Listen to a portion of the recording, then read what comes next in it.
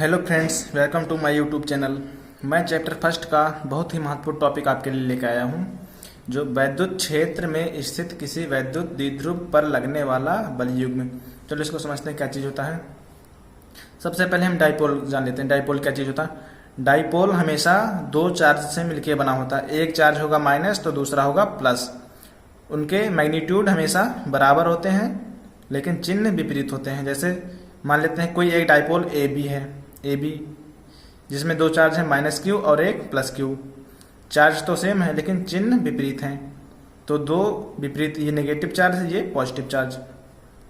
अब मान लेते हैं कि माना एक समान वैद्युत क्षेत्र की तीव्रता ई वाले विद्युत क्षेत्र में डाइपोल ए बी रखा है। एक समान वैद्युत क्षेत्र की तीव्रता ई मान लेते हैं। इस वैद्युत क्षेत्र में हमारा डाइपोल ए और बी रखा है। बी पॉइंट पे प्लस क्यू चार्ज है और ए पॉइंट पे माइनस क्यू चार्ज है। इस एक समान वैद्युत क्षेत्र के कारण बी पॉइंट बी पे लगने वाला वैद्युत बल जो एफ बराबर क्यू ई, इसकी दिशा इस तरफ होगी। पॉजिटिव चार्ज पे लगने वाला वैद्युत बल हमेशा क्षेत्र की ही दिशा में होता है, ठीक है।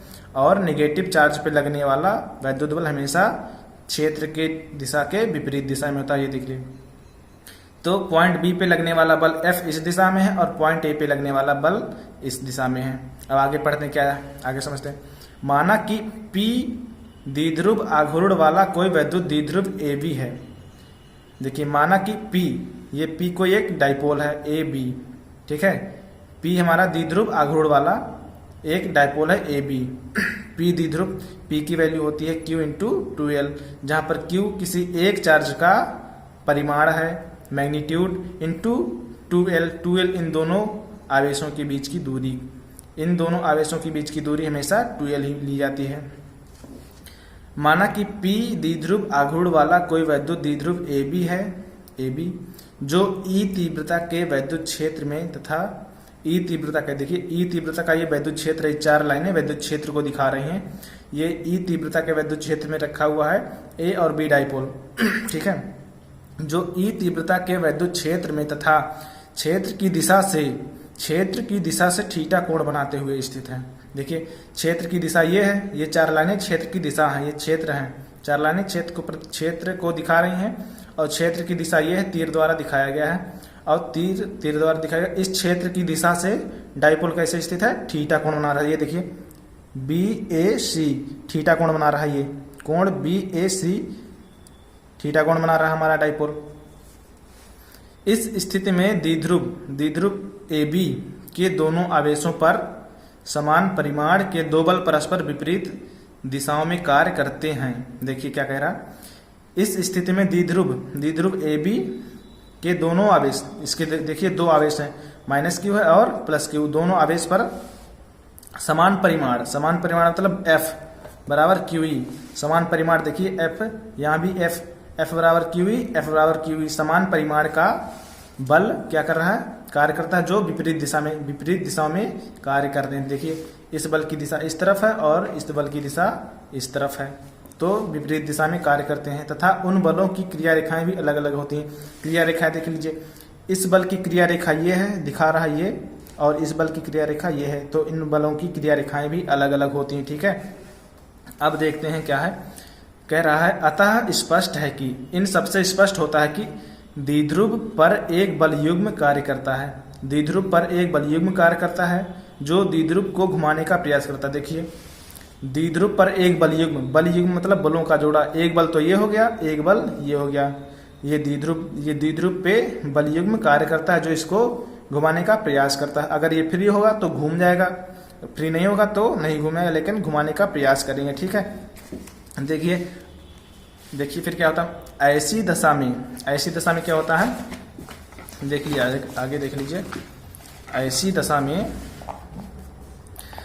दशा में द्विध्रुव पर लगने वाले बल युग्म का आघूर्ण, ऐसी दशा में द्विध्रुव पर लगने वाले बल युग्म का आघूर्ण टाउ, बल आघूर्ण को हमेशा टाउ से दिखाया जाता है, टाउ से प्रदर्शित किया जाता है, ठीक है।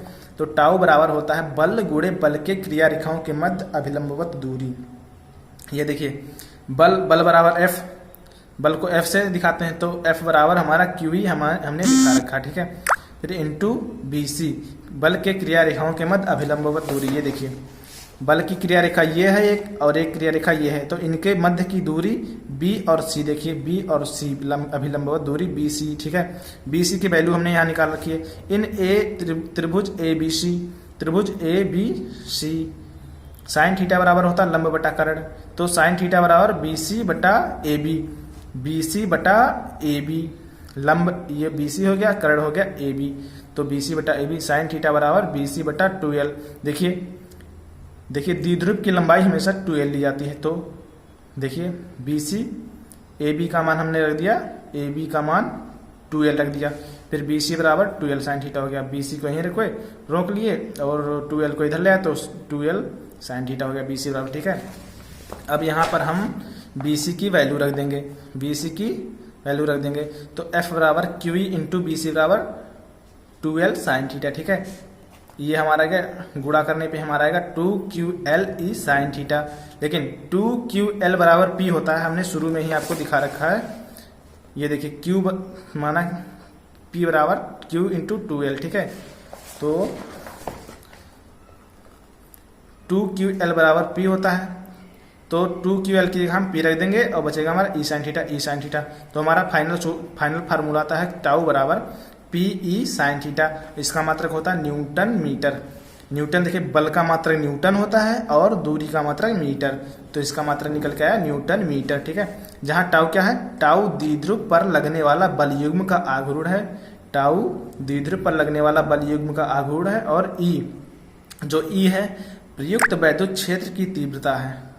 E जो है प्रयुक्त वैद्युत क्षेत्र की तीव्रता है, और P जो है वैद्युत द्विध्रुव का आघूर्ण है, और थीटा क्या है, P तथा E के मध्य का कोण। यहाँ देख लीजिए थीटा बराबर, यहाँ देख लीजिए थीटा, देखिए ये थीटा ना, ये थीटा है, क्या कह रहा है वैद्युत क्षेत्र, और E और P देखिए ये है, E है ये, इन दोनों के बीच का कोण क्या है, थीटा, ठीक है। अगर इतना समझ में आया, अगर वीडियो अच्छी लगी तो हमारे चैनल को सब्सक्राइब करें और ऐसे ही वीडियो देखने के लिए लाइक कमेंट शेयर करते रहें।